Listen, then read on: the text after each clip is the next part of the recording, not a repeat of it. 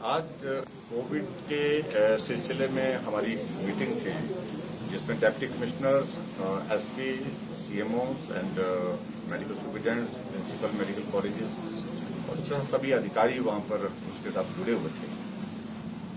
प्रमुख रूप से आज की बैठक में विषय जो कोविड की सारी सिचुएशन के पश्चात हमने पिछले कल जो कैबिनेट में एक निर्णय लिया, निर्णय में हिमाचल प्रदेश में हमने तय किया कि अब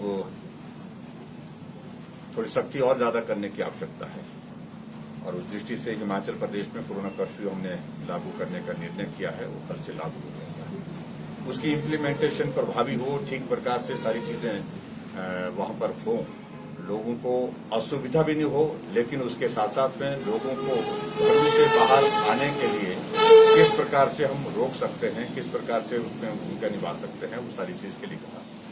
और उसके अतिरिक्त हमने पूरा फीडबैक सभी जगह लिया है, बेड कैपेसिटी में क्या चल रहा है, ऑक्सीजन सप्लाई में क्या चल रहा है, हमारी दूसरी जो हमारी सप्लाई चेन जो है वो प्रॉपर्ली मेंटेन है कि नहीं है, उन सारी बातों को लेकर के चर्चा हुई। फील्ड के जितने भी इश्यूज आते हैं उन सारी चीजों पर डिस्कशन हुए। डिस्कशन के पश्चात जो है कुछ निर्णय हुए हैं और उन बातों को लेकर के आगे बढ़ेंगे। क्या फीडबैक है सर? उनकी ही पार्टी के प्रतिनिधि पिछले कल जो ऑल पार्टी मीटिंग की बैठक में उपस्थित थे और वहां लंबी चर्चा हुई है। लॉकडाउन एक ऑप्शन हमारे सामने निश्चित रूप से था, लेकिन उसके साथ में हमने इस बात को अनुभव किया कि लॉकडाउन के कारण बहुत बड़ा आर्थिक दृष्टि से भी ऐसे वर्ग को नुकसान होता है जो सुबह से शाम तक कमा करके लाता है और परिवार को खिलाता है। उस दृष्टि से जीवन भी चलना चाहिए और कोविड भी रुकना चाहिए। इसके लिए क्या तरीका निकल सकता है, उसका रास्ता निकालने के लिए प्रयत्न किया गया और मैं समझता हूं कि उनको इस बात को समझना चाहिए एक्सपेरिमेंट वाली कोई बात नहीं है। अगर हिमाचल प्रदेश में पिछली बार जब कोविड का संकट आया था, जब इस प्रकार की पाबंदियां, इस प्रकार की सख्तियां हमने लागू की थी प्रदेश में, उसका असर हुआ था हिमाचल में और फरवरी के महीने में हिमाचल प्रदेश में मात्र 200 एक्टिव केस रह गए थे। ऐसी सिचुएशन में जब पूरे देश भर में कोविड चल रहा है और बहुत तेजी से फैल रहा है, बहुत तेजी से लोगों की दुखद मृत्यु हो रही है, ऐसे शब्दों का चयन उनको नहीं करना चाहिए। उनके पास कोई अगर बेहतरीन फॉर्मूला है तो बताएं, हम उसमें भी, हमें कोई आपत्ति नहीं है, कोई भी हमको सुझाव देंगे हम उसको ग्रहण करने के लिए तैयार हैं। उनको इस बात को समझना चाहिए उनकी ही पार्टी का नेतृत्व जो लंबे समय तक हमारे साथ डिस्कशन में कल पार्टिसिपेट था और चर्चा करने के बाद हम उस दिशा में जब आगे बढ़े हैं और उनकी ही पार्टी के अध्यक्ष इस बात को कहें कि ये एक्सपेरिमेंट वाली तो ये राजनीतिक भाषा जो है ऐसे संकट के क्षण में जो है वो। सीएम साहब, एक सवाल ये है कि आपने, मैं इस बात को बड़ा स्पष्ट करना चाहता हूं कि आज की परिस्थिति उस प्रकार की नहीं है कि सब लोगों को हम राहत का कोई पैकेज देने की स्थिति में है। आज जीवन को बचाना हमारे लिए महत्वपूर्ण है।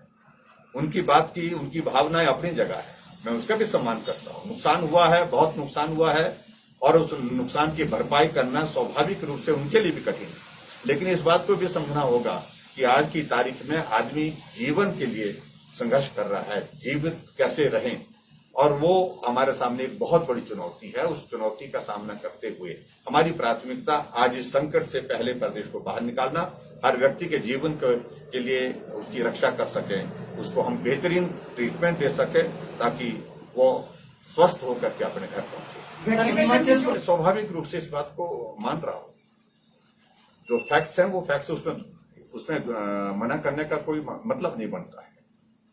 वजह यह है कि संक्रमण होने के बाद लोग देर से हॉस्पिटल पहुंच रहे हैं, एक बहुत बड़ा कारण ये बताया जा रहा है। और उसके बाद दूसरा, अब की बार कोविड का संक्रमण भी तेज है, संक्रमण के साथ साथ इसकी फैटेलिटी रेट जिसको जो है मृत्यु दर भी बहुत तेज है, क्योंकि 3 दिन के अंदर ही संक्रमण जो है आदमी को इस तरह से गिरफ्त में ले रहा है वो उठने की स्थिति में नहीं उठ पा रहा है। नौजवानों की मृत्यु हो रही है, ये सचमुच में बड़ा चिंता का विषय है। जब तक के लिए हॉस्पिटल में आता है पेशेंट तब तक के लिए उसकी हालत बहुत खराब हो रही है। इसलिए मेरा आप सबके माध्यम से भी सभी ऐसे लोगों के, हिमाचल प्रदेश के लोगों से निवेदन है, संक्रमण की थोड़ी बहुत भी इस तरह की ऐसी लगती है संभावना, तुरंत जो है वो छुपाए नहीं, देर ना करें, तुरंत डॉक्टर के पास जाएं, टेस्ट करवाएं और टेस्ट करवाने के बाद जो कोविड का ट्रीटमेंट अगर उसमें लेने के लिए डॉक्टर बोलते हैं तो तुरंत उसको लेना चाहिए। सर, वैक्सीनेशन अभियान हमारा चला हुआ है। वैक्सीनेशन लगा दिया गया उनकी एज पे। वैक्सीनेशन का अभियान हमारा चला हुआ है। एक अभियान जो 45 से अबव जो चल रहा है वो व्यवस्थित ढंग से चल रहा है, उसमें कोई भी कठिनाई नहीं है।